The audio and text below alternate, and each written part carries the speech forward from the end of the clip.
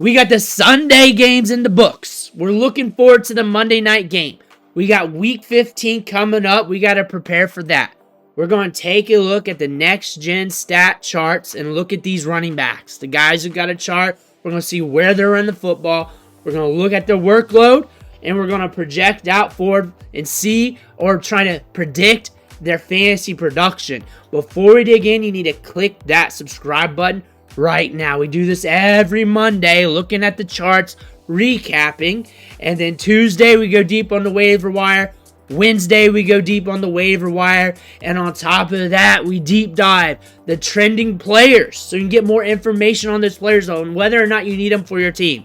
And then we also help you set your lineups when it comes time later in the week with the must start videos. Click that subscribe button right now. Stop missing out. A lot's happening here, but we got to talk about our first player today. Our first player, Isaac Guerendo. Big week, 2 touchdowns. We got a lot of work. We also caught some balls, and we are very explosive in the open field. This is a shotgun running back. He can score from anywhere on the field. We know this. We knew this coming into this game. We did not know if the Niners were going to mess with him or not. I did not bring that up much till like later in the week when it just dawned on me that he could be messed with. He didn't get messed with. Thank God. He got a lot of runs up the gut. He got runs to the outside. They were trying to get him in space. He got some targets. We were solid. 2 touchdowns, 78 yards. Looks like he's getting the workload. He can score from anywhere on the field. We already have an RB1 week on the season in week 8 against the Dallas Cowboys. And this guy's up there. RB2 right now in scoring. If I see it right behind Zach Charbonnet. That being said, we're doing pretty good. We're sitting pretty. That was the big pickup of the week. Him and Zach Charbonnet, the pickup running backs, getting it done. Isaac Guerendo should be getting volume week in and week out. And he has the upside to go off on any given Sunday. Zach Charbonnet is here. 134 yards and 2 touchdowns. Got some work in the passing game. And this is what you should expect when Kenneth Walker's out. Him getting to work, him getting the touches. Let the chips fall where they may be because the upside's there. The downside's there too. But, the downside ain't that bad. It's like a 10-point game. That being said, Zach Charbonnet gets enough work when Kenneth Walker's out. They got 2 hoss running backs. He's a starting running back for any team in the National Football League. They pound him up the gut. He can explode it when given the hole. He gets work in the passing game. He's a good receiver out of the backfield. He sharpened up his receiving skills at UCLA. Stayed an extra year to do that. And the Seattle Seahawks picked him up because of that. And on top of that, we got the size to pound it up the gut. Not many running backs can do that in the National Football League. Be a specialist catching the ball in the backfield. And on top of that, grinding it between the tackles. There's not many running backs that can do that. Zach Charbonnet stayed an extra year in college so he can sharpen up those skills. And now when he's getting his opportunity, 134 yards, 2 touchdowns. Explosive. Cardinals defense was ranked middle of the road when it came to allowing fantasy production to running backs. We went over that in his unique video, his deep dive. And Seattle has some good matchups coming up. And things are looking good. If Kenneth Walker's out, expect him to get volume. You may not always have these top-end weeks. Don't expect that. But the low-end games will probably be, at minimum, 10 points, 10-point floor on him. Very little bust games. They ain't going to be that bad. His bust games ain't going to be too horrible where it breaks you if Kenneth Walker's out because he's going to get good volume. Those bad matchups, yes, maybe. Game scripts, yeah. But Zach Charbonnet, pretty good running back when given the opportunity. Sincere McCormick, 78 rushing yards, getting volume. The other running backs told us enough that they haven't done enough on the field to be undeniable. So why not keep giving him the work and see what you got Sincere McCormick for next year? Why not just give him some experience? Cheap running back on the roster. Won't be an expensive guy to keep. Sincere McCormick getting it done on the ground. Getting volume. And you're holding him to see what happens with this depth chart. If Alexander Madison comes back and makes this a little muddy. But he's earning his touches. He's earning his workload. 2 games back-to-back where he's looking good. Getting work, getting double-digit carries. That's solid. Sincere McCormick, a good pickup for anybody who picked him up. Isaiah Davis here. 10 carries, 40 yards, 1 touchdown, catches some balls out of the backfield. RB14 right now in production. Probably after tonight's game, RB16, RB15 range. That being said, a good RB2 for the week. We did a unique video on him. The thing about Isaiah Davis is that these Jets like to use both running backs, and Braylon Allen's not Breece Hall, so he's not going to get the Breece Hall workload. So what I saw there when I did the unique video to Isaiah Davis is that they're going to dial that workload back and share it a little bit, whether it's like 5%, 10%. And Isaiah Davis got some of that workload. They're going to use both running backs, and both running backs probably should be rostered in most leagues, especially 12-teamers. In bigger leagues, should definitely be going after Isaiah Davis. Isaiah Davis isn't always going to hit. He's got to score. He's also got to break one loose because Braylon Allen is going to be the guy. But this is also proven that the Jets are using both running backs, and both of them have the potential to make an impact on Sundays because he's getting that work, and both of them had good profiles coming out for the draft. Both of them have some upside. Both of them can do a little bit. Isaiah Davis did a little bit. Kyren Williams getting volume, 29 carries.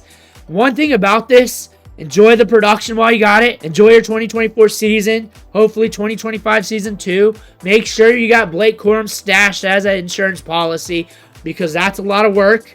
You've got a lot of work this season. So if something happens, if the rubber meets the road, too many carries, that bad hit happens or something, you got your Blake Corum. On top of that, Kyren Williams looking good. Getting volume week in and week out. He only had really one bust game, unless you count that 10.5. Only really one bust game on the season. There's lower games. But honestly, mostly RB2 to RB1, which is great. 2 RB3 games. Kyren Williams, very dependable. Very dependable running back in a game where it's not always dependable at the position. That being said, Kyren Williams looking good at the running back spot. James Conner, 90 yards, getting you volume, touching the ball all over the place. And the one thing you can say about James Conner is he's going to get the work, he's going to get the volume, he's going to get the opportunities, and you got to let the chips fall where they may. And there's some games where he just road dogs and hosses it. And 9.9 PPR fantasy points in Week 12 against Seattle, 8.6 against Green Bay, 3.5 against Detroit. So really, you just throw him in your lineups and just hope he hits because he has only got a few down weeks on the season. So it ain't too bad. James Conner just getting work, getting a ton of touches, 18 carries in this game. They're getting him to work. He's the hoss back here, especially when they need him. They're going to rely on James Conner. Tyrone Tracy, the Giants are up and down. That's what it is. And we all know this. Tyrone Tracy is always going to be explosive and is always going to be that home run hitter. We got that touchdown that saved us in fantasy, but we got that work too. We're getting a lot of work up the gut. It ain't always going to work out because the Giants are just like this. We know this. We know that's going to be reflected in the scoring. However, when you just zoom out and just look at this chart here, you got 45 yards and a touchdown here. But you look at them, RB2 in Week 13, RB2 in Week 12, double-digit production. RB1 in Week 10, a bust week in Week 9, RB1 in Week 8, bust week in Week 7, RB1 in Week 6, RB2 in Week 5. We're playing on the Giants with what you're enduring here at the quarterback position and the ups and downs. That's a good season. That's a good season, and that's a waiver wire pickup too. A waiver wire pickup that's giving you that you're not 100% trusting, but you're getting decent results there. You're getting good results. Think about the other running backs we just looked at. Not too far off from them. There's a couple low point games, but it's not too far off from them. Enjoy Tyrone Tracy. It's explosive, and they should be getting more pieces around him for next year. Nick Chubb. So we're starting to do some things on the field. Week 12, RB1. Week 13, RB2. 48 rushing yards here. The Browns are the Browns. The Browns are the Browns. We're still coming back from that knee injury. We're ramping up. I'd really be watching him for next year just to see what kind of opportunities of getting back together for next year could be possible. He's a hard worker. He's a guy that's really going to put the time in the gym. The dude's already squatting over 600 pounds. He's already doing that. It was 540 on a tsunami bar. That means straight bar, it's definitely over 600 pounds. That being said, Nick Chubb coming back in another year, that might be looking good. We're carrying the ball double digits every game. We're handling the workload. Not super explosive. I do want to check the all 22 on that 20-yard run, that 10-yard run. I will definitely do that. On the red zone in this game, You saw mostly Steelers touches unless you were able to not be ADD too much and not miss the Browns touches on the red zone, because the red zones will mess with your ADD, and you got to really be caffeinated to watch that. That being said, Nick Chubb, I think coming back from the injury and being objective, not bad. Not tremendous, though. Just there and what you would probably expect. The home run threat wasn't really there, but again, the gamble was okay considering he's Nick Chubb. And we're also seeing some things in the numbers right now where he's going to be a good discount for 2025, and he's giving you some opportunity and some hope because we're handling double-digit touches. And we are scoring from here and there. 2 touchdowns against Pittsburgh, really buoyed by that. We're really doing a little bit on the field, something to pay attention to. Chuba Hubbard. Jonathan Brooks went down. Chuba Hubbard's going to get a lot of work now. He's going to get a lot of opportunity. Miles Sanders, I don't know when he's coming back. He's going to be out for a bit too. Chuba Hubbard's going to get a lot of work. Pay attention to that. Pay attention to this backfield. I look for him to get a ton of work now. They've been doing a good job meat shielding him so he can be fresh for the back end of the season.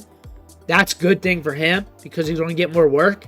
And the thing is, when you see your running back getting meat shielded, don't hate on it too much, because when you're getting too much work, there's a chance the back nine of the season that you wear down. On top of that, just more opportunities for hits. Hits that could go wrong when you don't need to take those hits.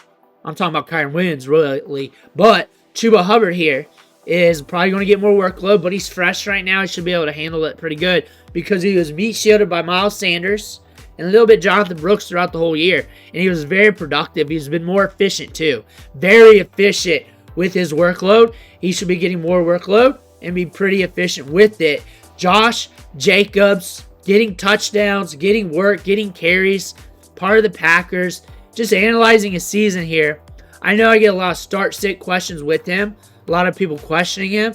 Honestly, solid. He's been on a good run here over his last, 6 games, 5 games, 7. He's been on a good run here.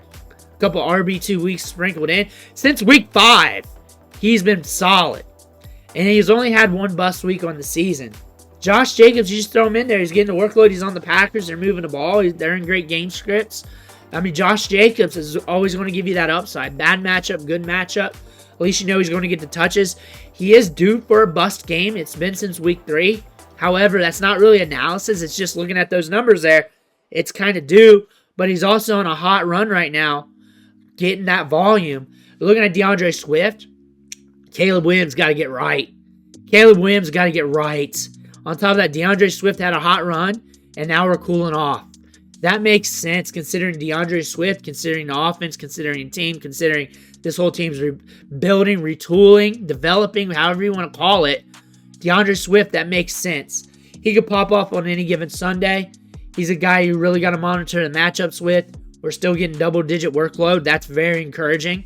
And this guy's so explosive that the right touch with the right space around him could allow him to hit for you in fantasy football. Don't get too discouraged, but if you're blessed at running back, then you already know what to do. You made it this far in your league this season, and you already know what to do with your team. DeAndre Swift, though, still getting touches. This wasn't a great matchup in general against the Niners defense. We already knew this coming in. We already said that coming in. That being said, I'm not really surprised. But also, I'm not really surprised by the tail off. I'm not surprised that things are up and down due to having rookie quarterback play. And the up and down, those ups are due to having a good rookie that's being a rookie. That being said, they're looking at this team being up and down. DeAndre Swift's going to be up and down. I like looking at Saquon Barkley because his charts are always amazing because they get him the ball everywhere, in space, up the gut. It doesn't matter. He's getting work in the passing game and another game of over 100 yards here. And he is an RB1 factory. We do have 2 bust weeks on the season. His 4 games are pretty damn good as well. His 4 games are big games for some other running backs.